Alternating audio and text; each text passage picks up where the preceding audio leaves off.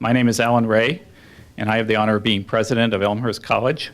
And it's a great pleasure to welcome all of you here on what I think will be a wonderful event.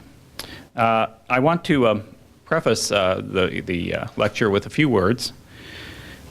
Our lecture today comes at a time when Hispanic students are entering higher education in unprecedented numbers. Between 1999 and 2009, Hispanic enrollment in private four-year colleges like ours across the U.S. grew by 134%. That's greater than for any other minority.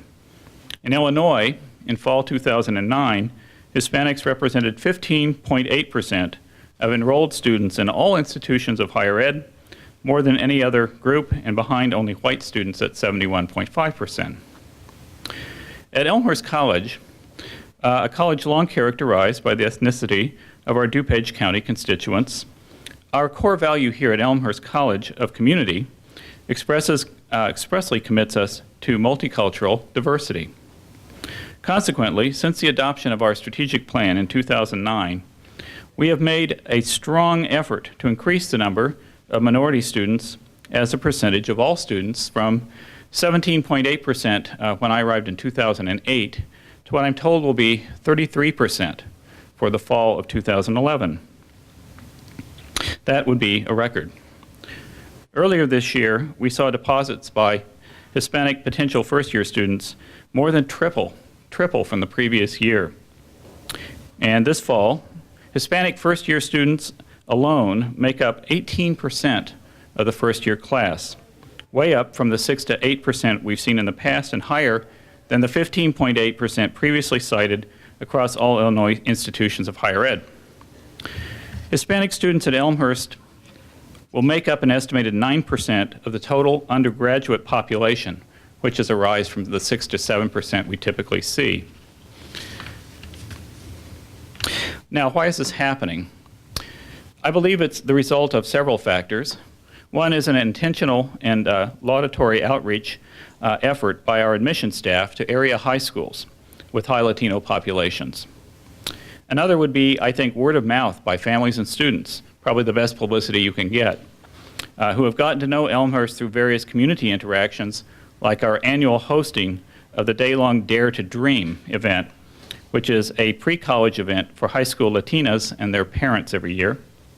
And I think we can also now indicate some source of this in the public endorsement that we made of the Illinois DREAM Act earlier this year. And I think, finally, a point that may have some influence on this. We now offer a partial scholarship for a child of parents, at least one of whom is undocumented and Hispanic. But numbers in the door, as it were, alone is not really enough to tell a full picture. We have to provide a welcoming campus community and the academic and financial tools essential to student success and personal flourishing. We need, and higher education needs, to provide access. Access to higher education today requires access to money, to the financial means to support a college education that can run $30,000 or more each year, as many of you know. To do this, we have to look first to our own resources, but secondly and importantly to the state and federal government to ensure that their programs, like the MAP grant program in Illinois, Pell, work study, and other forms of assistance from Washington, are maintained and strengthened. For without access to higher education, we do more than a disservice to our underserved families and their children. We effectively eliminate many important voices from the high-level conversations that decide what counts as our public interests and how to equitably divide an apparently shrinking pool of financial resources. In short, I think to participate meaningfully in today's American democracy, our children and working adults need access to higher education to advance oneself and, let it not be forgotten, enrich the common good. We have with us today a gentleman who has worked tirelessly to provide that access to the people of Illinois. But before he is introduced, I give you Eric Schock, who will offer words of welcome on behalf of our student organization, Hablamos. Thank you all again so much for coming today, and thank you for your support of the college.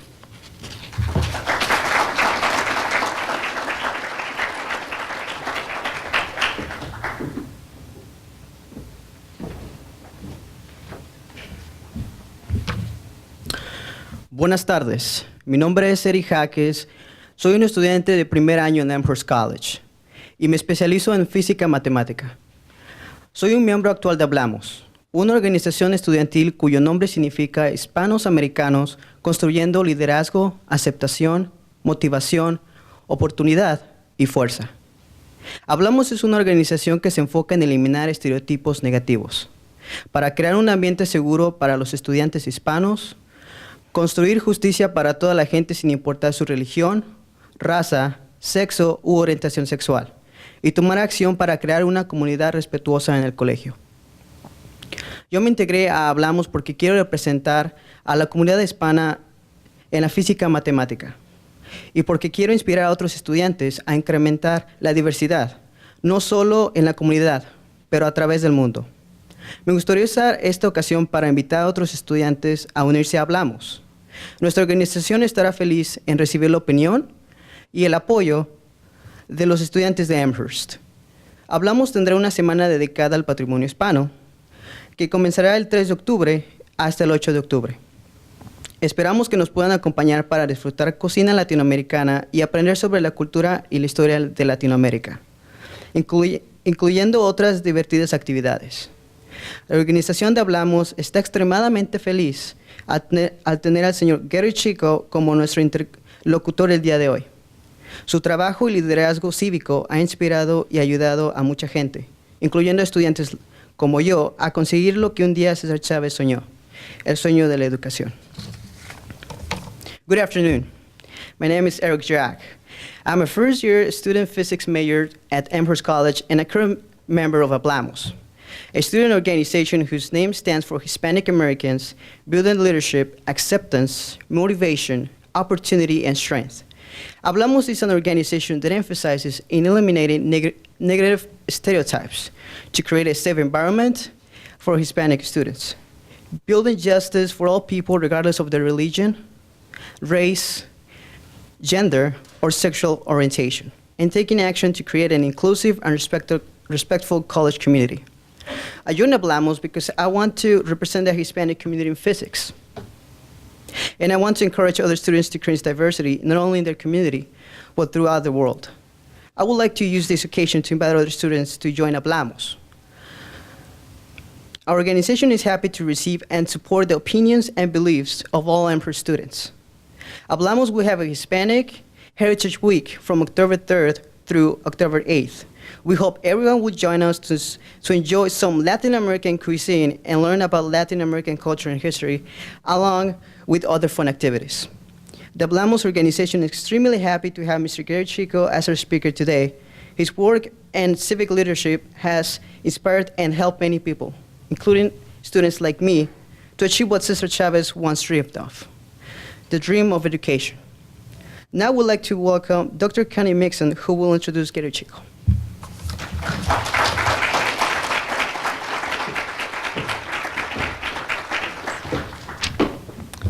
Good afternoon. As Eric mentioned, I'm Connie Mixon, and I am the director of the Urban Studies program here at Elmhurst College. It is an honor to welcome the chairman of the Illinois State Board of Education, Gery Chico, to our college today. Gery and I have known each other for several years. We work together at the City Colleges of Chicago, and we currently serve together on the board of the Illinois Education Foundation.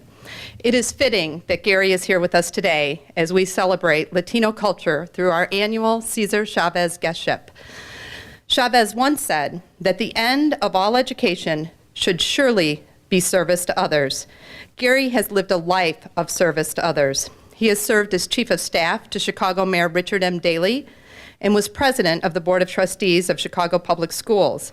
During his tenure at CPS, Gery initiated a broad series of nationally recognized educational and fiscal reforms, which led to the turnaround of one of the most troubled public school systems in the United States. Gery has also served as chairman of the board of the City Colleges of Chicago, which is the largest urban community college district in the nation. Additionally, he was president of the Board of Commissioners of the Chicago Park District and served as a member of the Chicago 2016 Olympics Committee. Many of you, especially my students in the audience, will also remember that Gery was a very strong candidate for mayor of Chicago last February. Democracy has never been a spectator sport for Gery. Perhaps more significant than any of the official titles Gery has held is his constant and consistent service to others through civic and charitable organizations like the Illinois Education Foundation. In today's global economy, education is critical for individual and national success. A quality education is at the center of the challenges we face in the 21st century. Thanks to Gery, children in Illinois will have increased access to education and a brighter future. Please join me in welcoming the chairman of the Illinois Board of Education, Gery Chico.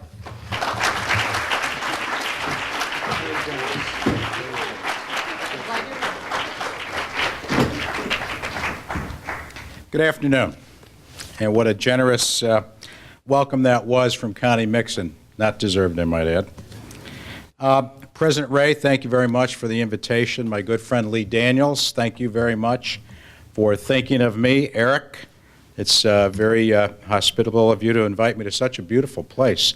I was telling Lee Daniels before we started this afternoon that I must have been up and down York Road 100 times, and I never took the time to get off the street and come over and visit this beautiful campus. But while this may be my first time here, it certainly won't be my last. So, President Ray, you have one gem here. And when you think about, it's interesting, when you think about what makes up Illinois, we have so many beautiful, wonderful colleges and universities that really define who we are. And this is one of them.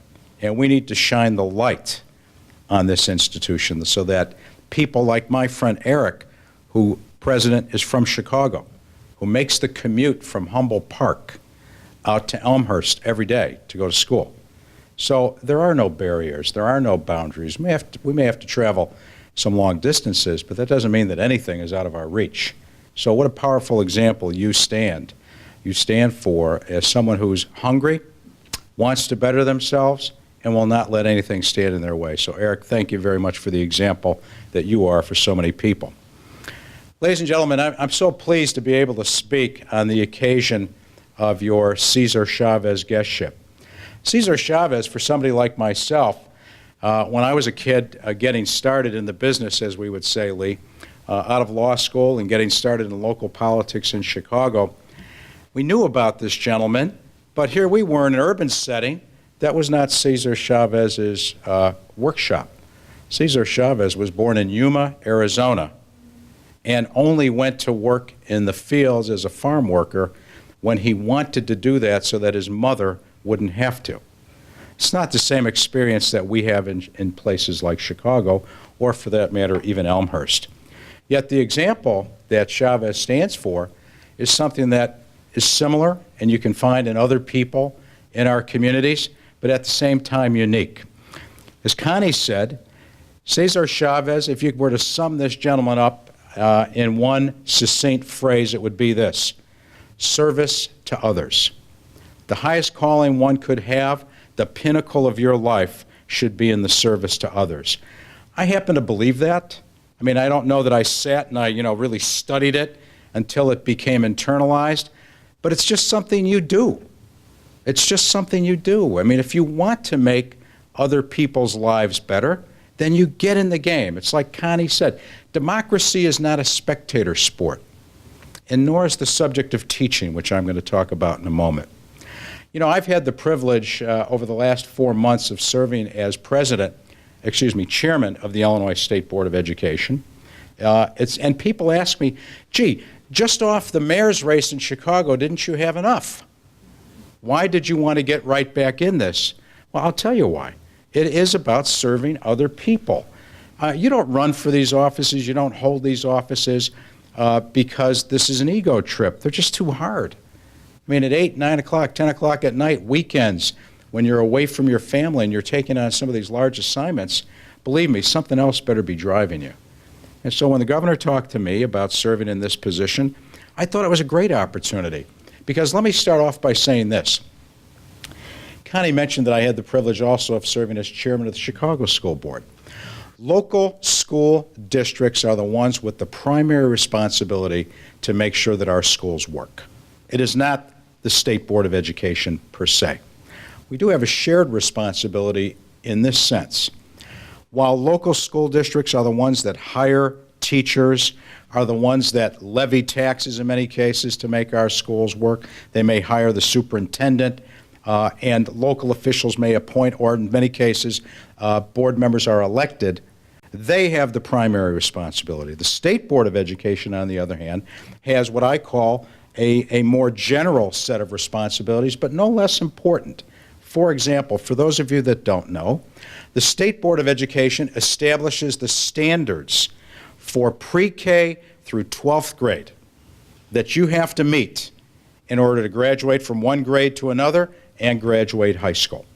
We set those standards, and I'm going to talk in a minute about what we're doing to try to make those even more rigorous and meaningful in today's society. We are also the agency that determines what it will take for you to become a teacher in this state. There are 175,000 teachers in Illinois today. 175,000. That's an enormous amount of people. And it is this agency, the Illinois State Board of Education, through its certification board, that determines what skills and what credits you need in order to get a teaching certificate. And then finally, we also have the responsibility to determine what it takes to become a principal. Really a tough job. If you were to ask me, President, one of the toughest jobs that I ever saw in my career, it would be being a principal of a school. Not that a president of a university isn't hard. I submit to you that it is.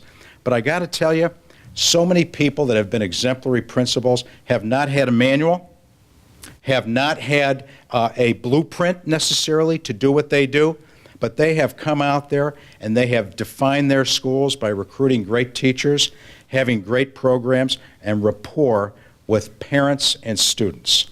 And that is a gift, ladies and gentlemen.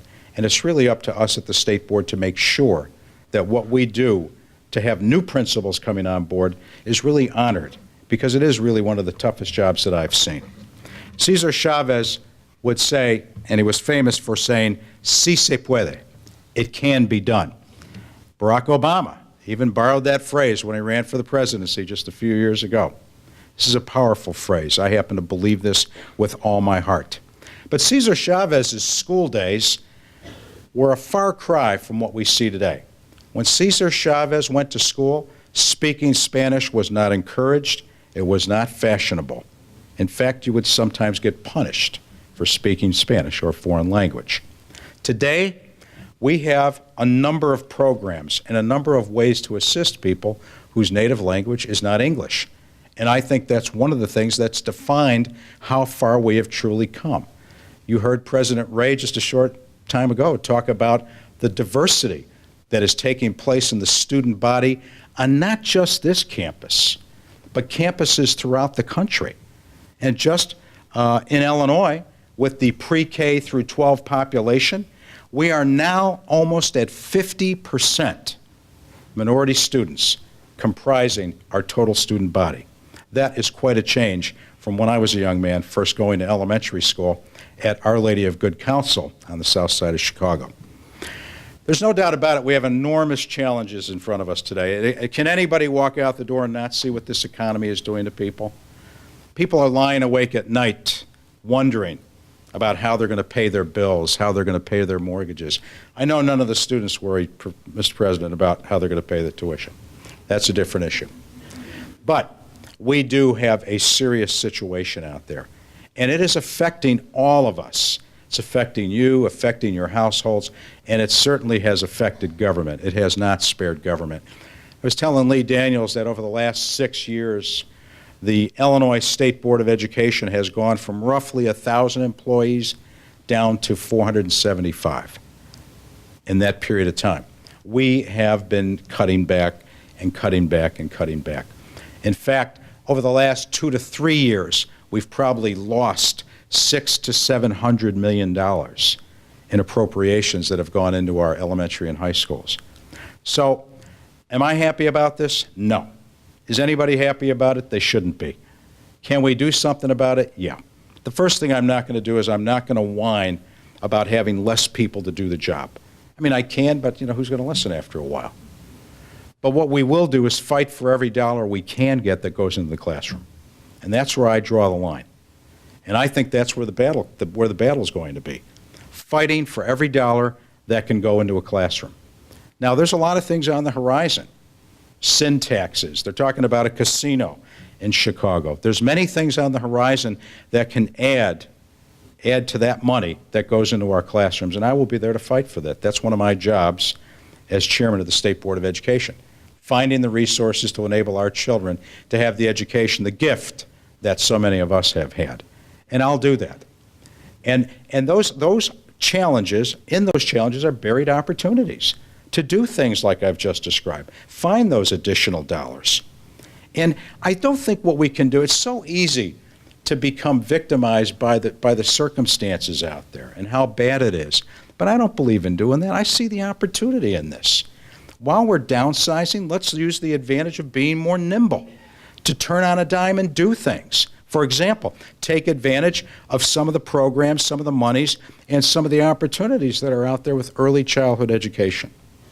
We don't have to be hypnotized by all those things in front of us. If you asked me, President Ray, if I had $1, I would put it in early childhood education. Why? It probably has the greatest return on investment of any dollar we're going to spend. Because if you get that foundation right, and research shows that in those situations where children come from poverty, the effect is even greater, that's where you want to put your money. And I'm happy to be in that fight. Every day I go to work and try to find money for early childhood education. And right now, the federal government, I mean, they're not in great shape either. But I'm happy to report that any of the new monies, a majority of the new monies that are coming out of the U.S. Department of Education are designated for early childhood, which is good. I feel good about that because I think they see the same thing I do. Now, in those opportunities that we can find, even in a trying situation, they're not going to happen by themselves. So I'm fortunate to have been able to inherited a pretty solid blueprint, a pretty solid plan at the Illinois State Board of Education. It is one that starts, like any plan does, with goals. And we have 3 primary goals. And this may sound rather practical and maybe uninspiring, but I assure you, you have to keep your eye on the prize. The first goal that we share is that every student shall be able to learn and have a quality education. That goes back to César Chávez. César Chávez felt that what happened to you was as important as what happened to you, what happened to you, and what happened to you. It wasn't about one group prospering and one group being ignored. Everybody is in the boat together. All boats rise in the same tide. So we adopt that as our first goal. I don't believe we were thinking about César Chávez when we were doing it, but I think right thinking is right thinking. 2, in order to make sure that every one of those children has a quality education, we need to make sure that we are having the best teachers in our classroom that is possible. The best teachers that can be brought into our classrooms have got to be brought there. And then finally, every student should be able to go to school in a safe, healthy environment. Those are the 3 goals that guide us as an Illinois State Board of Education to make sure that we are adopting our plan and giving every child the best that we could possibly do. Now, I talked a little while ago about learning standards. Believe it or not, today in Illinois, pre-K through 12th grade, the standards that you in 5th grade, 6th grade, 7th grade, your children may need to know were adopted in 1997. And believe it or not, that's a long time ago. 13, 14 years ago won't cut it. Not in this fast-moving world. Technology revolutionizes things so quickly. People in other countries have gotten so much more adept at science and technology than the United States. We have got to answer the call, and we are here in Illinois. Illinois, along with 46 other states, are adopting what are known as Common Core standards. Much more rigorous, much more defined. We're going to drill deeper for what you need to know in science, math, and language in order to accomplish that grades material and to graduate from our high school. And this you might think, well, big deal about that. No, this is a big deal because we are going to go from a fairly vague, easy set of standards today that define what you're supposed to know at the end of each grade to a much tougher set of standards. And that, I submit to you, Eric, when you're standing here 10 years from now, 15 years from now, 20 years from now, you'll be talking about the impact that the adoption of these standards had. Every teacher, all 175,000 of those teachers, all few thousand of our principals is going to be responsible to know these standards and have imparted them to their students through the curriculum. And that is a big change, and I'm very excited about what lies ahead for that. In addition, we talked about having the best teachers that we could possibly have in our classroom. How are we going to do that? Well, I got to tell you, Lee, this is why I get paid the big money at the State Board of Education, $0. But it's important because what we're doing is we're changing the entry criteria for people to come into the teaching profession. How? You have to take several series of examinations to gain your teaching certificate, the primary one of those being the Illinois Basic Skills Test. Now, this is something that people who want to teach have got to demonstrate a competency in various subjects in order to appear before you as a teacher. Well, I'll be honest with you, ladies and gentlemen, for the last 10, 15 years, we were not terribly rigorous about that examination, nor were we rigorous about the cutoff score. And now we're going to raise that. And as we're going about raising that, as we speak, it is causing mayhem. Because people are saying, hey, wait a minute, I studied, I can't pass your examination. And it's happening at college and university throughout the state of Illinois. How do I know? They're in my office. I just met with 2 college presidents 3 weeks ago to talk about this subject, and we are working it through together. And I think what's happening is this. We all talked about teaching being a profession. But let me tell you that we are now going to put the content in that profession unlike it's ever been there before. Doctors, lawyers, engineers, accountants all have strict and very, very rigorous licensure exams. That is what's going to happen with our teachers. And we're going to get over the bar. We're not going to leave people in misery by this examination. We'll work through it together, and there's a lot of things that we can do together to help our students pass this exam. But that is really going to put the focus on the seriousness and the importance of the role that teaching has in our society, much more so than I've ever seen it before. So I'm really encouraged by that as well. And then finally, we talked about healthy schools, safe communities, safe schools in our communities for our children. How are we going to accomplish that? Well, it varies from community to community. If you come from my city in Chicago, we have many security forces in many of our schools. You may not have that out here. You may not have that. So it's going to vary community by community. But nevertheless, each child is entitled to go to that school and feel safe. And so we'll do what it takes, community by community, working with those communities to make sure that they have the security they need. We'll also make sure that we are on our game as far as food and physical education goes. I mean, I don't know if you've been watching this, but there has been a tremendous amount of coverage and attention paid to the way that meals are served to kids. And if you don't think that's important, it is. Because when you're a third grader, a second grader, and you're getting that tray, and what's on that tray, I swear that's what you will become. You will be eating that when you're 30, 40, and 50 years old. So it's important that we impart good nutritional habits as early as possible, and we're doing that right now. One of the more exciting things I've seen at the State Board of Education at these meetings that we have so far is we had a group of high schoolers come in about 2 months ago and give us their report about studying our physical education standards. And you want to know what they gave us? An F. They said, your standards are awful. I mean, no wonder we have an obesity problem. Because you are not thoughtfully having the young people engage in physical activity. You're not marrying nutrition with physical exercise. And so the beauty of what these students did is they didn't just critique us and say, you get an F. They said, think about using these standards. And so they gave us a blueprint for how we can go about making a better physical education curriculum for our students. And you know what, President? We're going to use those. We're going to absolutely use those. I'll say this.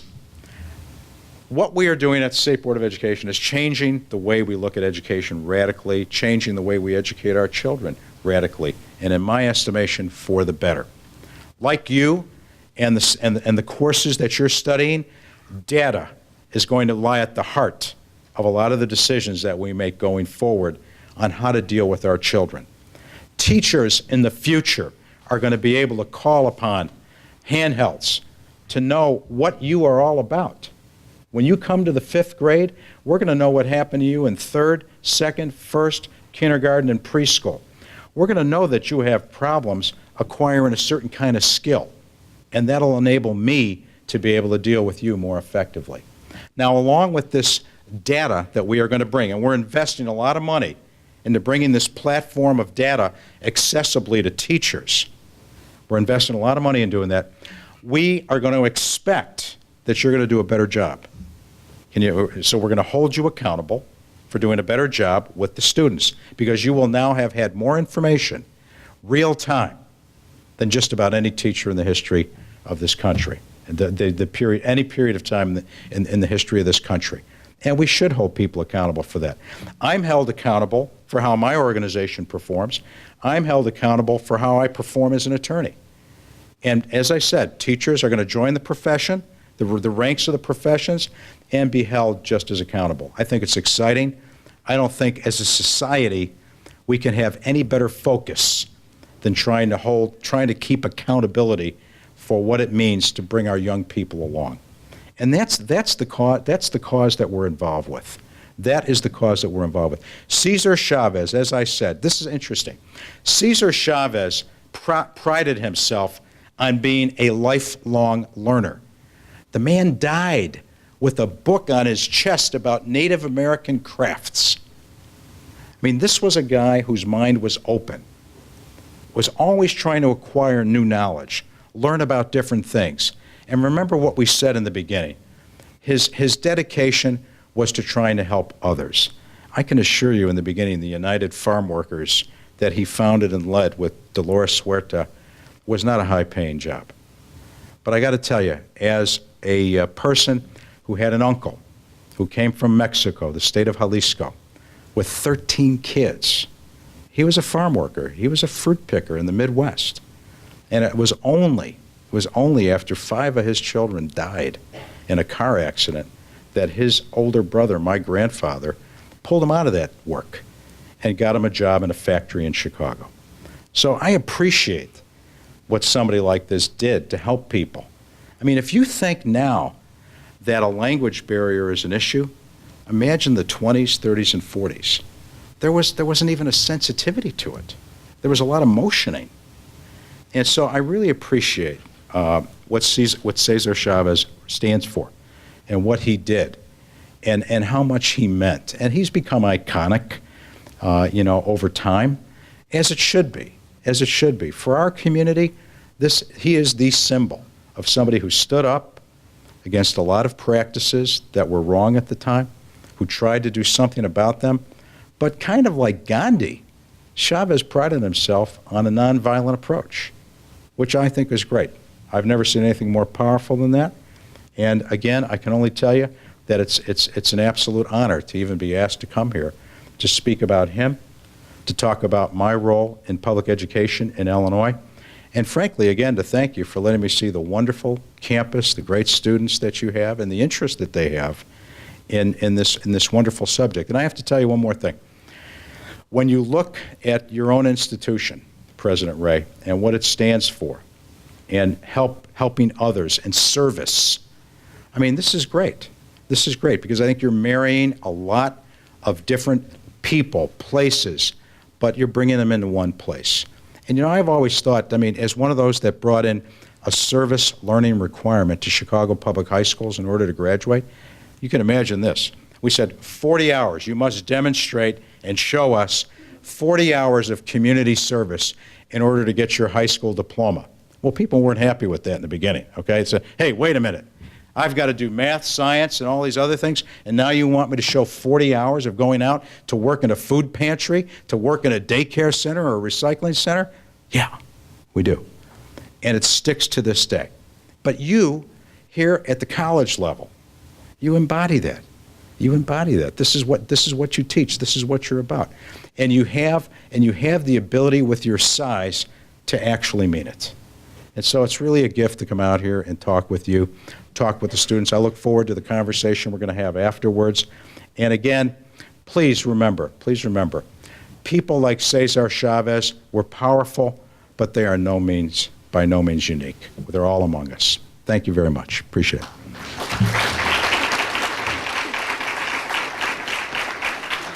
Sure. We do have time for questions, so Sure. Ready to roll? Mr. Chico handle who he wants to call on, but I'll pass out the microphone. Whoever we have. Any questions at all? All right, we're going to go call on you. Hi. Oh, I was wondering how you relate to the higher education, to the state board requirements. The question, can you hear me all right? Okay. The question was, how does my organization relate to higher education in Illinois? Lee Daniels could probably speak to this better than I can, but for some reasons, we divide responsibility for oversight and education into three groups in Illinois. The Illinois State Board of Education covers from pre-K to 12. Junior colleges are theoretically overseen by the Illinois Community College Board, and the four-year colleges and universities are overseen by the Illinois Board of Higher Education.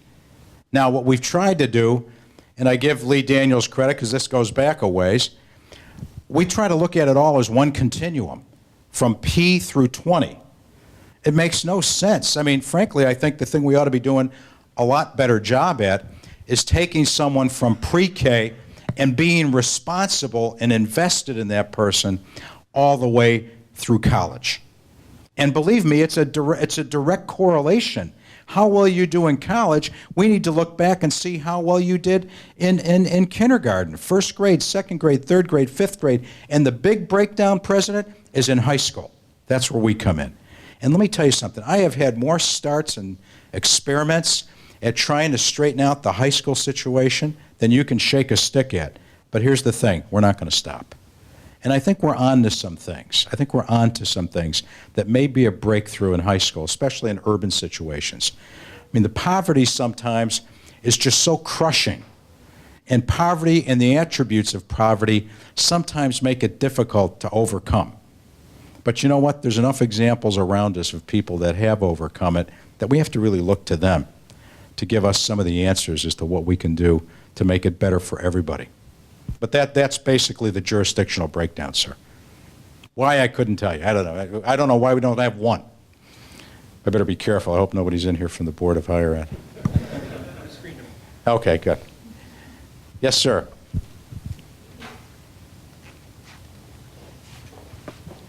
Hi, Gary. How are you? My question stems around what are we going to do to try to get our children, and what I mean by children is younger grades, even college level, on par with the rest of the world concerning math and science? There's been a study done that, I mean, we're letting teachers go while countries like South Korea are actually importing teachers to be able to teach their students better math and science. Yeah. There's no doubt about it. The United States has relatively recently gotten into the game in global competition. And that's why when we look at examinations like TIMSS, the International Math and Science Examination and Data, you can see that the United States doesn't fare so well. I think it's like 13 or 14 perhaps that we come in out of maybe 20 tested countries. But there's no doubt about it, we have our work cut out for us. But it's not all bleak. I mentioned a short time ago about Common Core standards. These Common Core standards are first going to begin in language and math. And right now, for example, if you go to the 9th grade and 10th grade and look at the published standards for what you need to know in mathematics, you're going to go, okay. What's coming is going to be much more rigorous. By having those standards on the books, driving curriculum, teachers right now in the 9th and 10th grade will not be able to teach what they taught 2 years ago. It's going to be much more rigorous. It's going to be much more of an applied mentality, not just rote. I'm not interested whether you know the Pythagorean theorem. I want you to apply the Pythagorean theorem. And I want you to solve problems. And I think by going this route, we are going to improve dramatically. My question will be how quickly. But we're in a race. There's no doubt about it. We are in a race. Things are changing all around us, whether it's the South Korean example that you mentioned, or China. I mean, China, where do I start? I can give you 20 statistics right now about how the Chinese experience is dwarfing anything, India, dwarfing anything that we are doing in this country with engineering. Now, it's interesting because we still may have some of the best engineering schools in the world, but they have become quite international in demography. So the United States has its work cut out for us. We have to maintain our focus, and we just have to implement. And that's what we're at in the process of doing right now. Implementing Common Core standards, and then along with that, in about a year and a half, a new assessment tool that will measure how well we've imparted those standards. And here's, to me, is the really exciting part. I want to be able to give teachers real-time data. I mean, I need to know how you did on that test. Where's your strengths? Where's your weaknesses? What can I work on to make you better? How do I make you a better student overall, especially in math and science? So I think that's a peer into the future. Yes. I'll just keep walking back here. Hi. Hi, how are you? I'm good. How are you? Good. Please correct me if I'm wrong, but I recall that kindergarten and pre-K education is not mandatory for higher education. So you don't have to go to a preschool or kindergarten to attend first grade. So why put in so much money investment in something that's not mandatory? That may be the best question I've had since I've taken this job at the state board. Illinois law, I think, says 5, Lee, that you have to start school, 5 to 16. I think they increased it to 17. It may not be mandatory, but I think we're going that way. If I had my druthers, I'd like to get in there at 0. And you might say, geez, this guy's radical. He wants to take my child at 0. No, I don't want to take your child at 0. I want structure of some kind. I mean, I argued for, and we actually adopted in Chicago, preschool standards so that it wouldn't be daycare. We didn't want just babysitting taking place. We wanted some kind of learning standards. And so I think if money was no object, I think you would see mandatory pre-K. But because money is an object, we only have so much of it. And so we have to decide, where are we going to draw the line? And we say definitely it's first grade through 12th grade. That's compulsory. But I think as a society, as we become even more and more sophisticated, and we become perhaps a little more flush in our economy as time goes on, I think you're going to see this becoming the norm. I can't tell you that the day is going to come when we decree that people at 3 years old go to school, but I'll tell you, I think you're heading in that direction, even though all the rage today is holding your child back in kindergarten as to how late they go. And there's a reason for that, though, and that presupposes that in the home, there's something really positive going on that is giving you the benefit of developing as a human being without having to be in a school setting. But that's all the rage right now. I don't know if I want to put my student into kindergarten, or if they're going to be this, the youngest one there. I want to hold them back a little bit. So you're right. It's not compulsory. I think we're going to see this becoming the norm more and more over time. At least that's my hope. At least that's my hope. Because it's like I tell my own kids. I tell my own kids, oh, gee, Dad, that's a lot of school we got to go to. And I said, how old are you? When you graduate, how old are you going to be? When I graduate? Yeah. 23. And you'll live till about 95. You got a lot of time for free time, right? Huh? 23 to 95. That's all yours. That's your time. Do whatever you'd wish.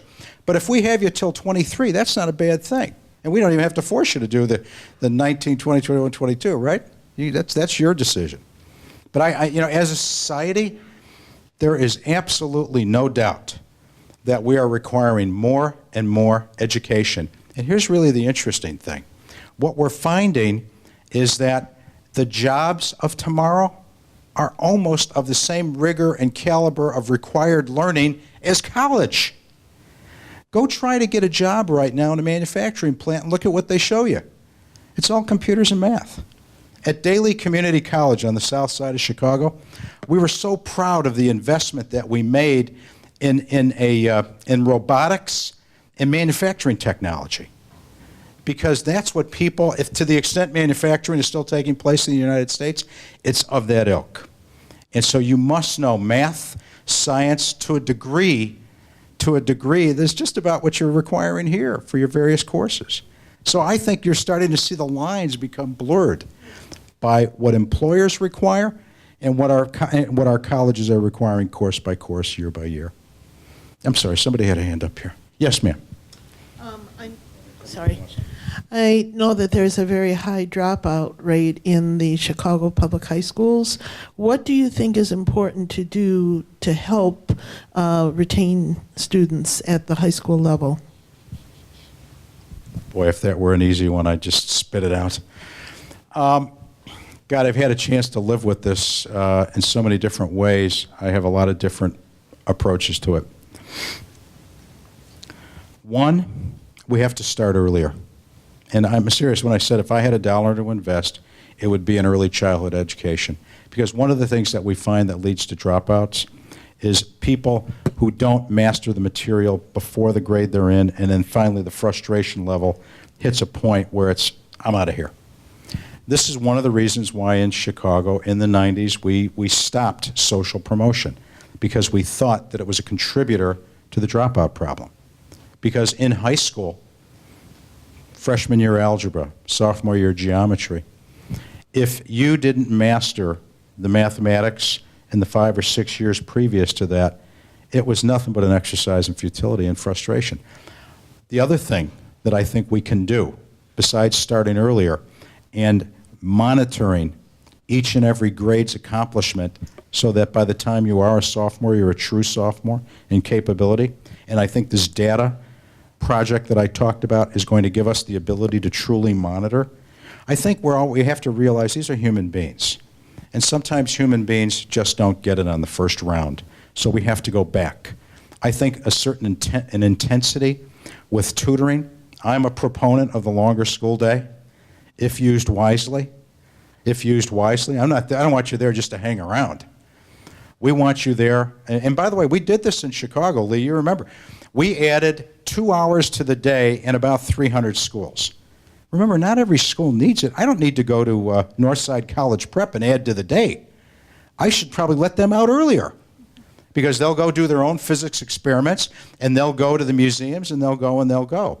But the 300 schools that we added 2 hours to the day, we were able to see improvement. And so I think we need more time, not only during the school day proper, but I also think you have to emphasize tutoring again. Let's face it, some of these concepts are not easy. And sometimes you'll have to go over it and over it and over it with the assistance of another teacher or a tutor to be able to master the material. I think if I were to sum it up in a word, it would be tenacity. I don't think we give up. I don't think we stop.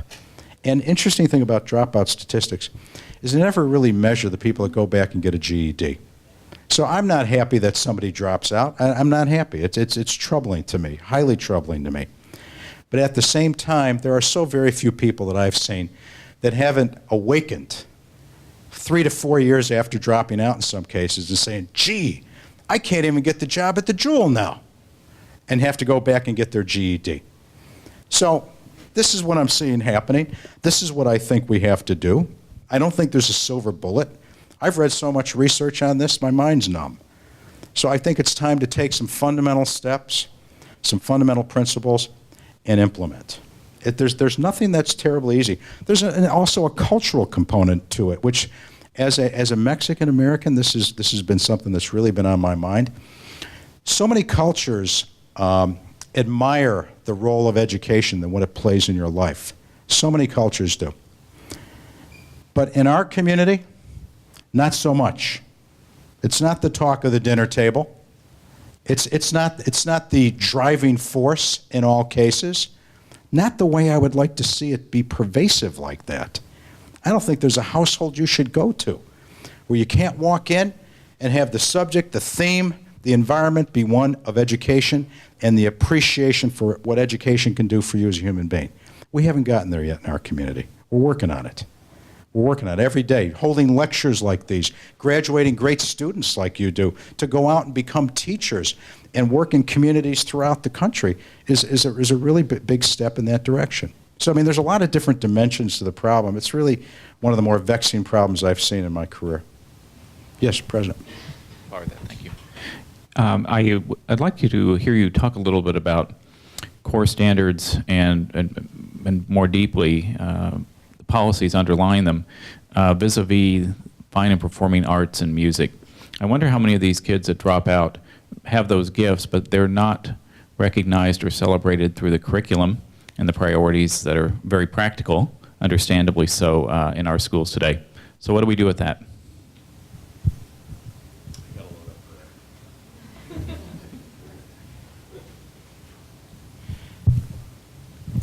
When I ran for mayor of Chicago, I fought like a Marine to preserve sports in our school system.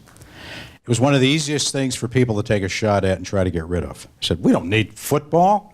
We don't need soccer. We don't need music. We don't need fine arts. We don't need performing arts. We don't need those things. I couldn't disagree more on any number of levels. One, by the way, the Common Core standards, the second, do you know what phase it is? Those are we started with language and math. Every subject that we teach will have new, improved, rigorous standards. And I'll tell you why I think these are important. I think implicit in the question is that there are so many students that this is their path, this is their motivation, this is what drives them, is to be able to play music, to be able to draw, to be able to dance. It's interesting, you know, you're a father, you have children. I have 3 daughters and 2 stepchildren. My 3 daughters, you know, you always wish they're going to be athletes and go out there and sock that ball and, you know, hit it 400 feet. That's not my kids. They are dancers, singers, and artists drawing. That's beautiful. That's what gives them the reason to go to school, do what they do, and that's what they sought out when they got there. That was their drive. And so we have to recognize that. And I'll tell you, President, it's especially important in a lot of urban settings. Well, this is why I fought so hard for maintenance of the sports program, because so many of our kids in Chicago public schools, sports is it. That's what gets them going. And it teaches discipline. It teaches teamwork. It teaches learning. You have to learn plays. I mean, you have to learn how to execute those plays. And so I believe that those are absolutely integral to the overall education experience. This is one of the reasons that I want a longer school day. I think by having that extra hour, hour and a half, it would make it easier to do what we call block scheduling and have longer class times for subjects, and to include art, music, and maintain our sports programs. You know, the easiest thing to pull out the scissors and try to cut when you're in a budget difficulty has been sports. And I have worked triple overtime to try to prevent that from happening, because I just didn't think it was the right way to go.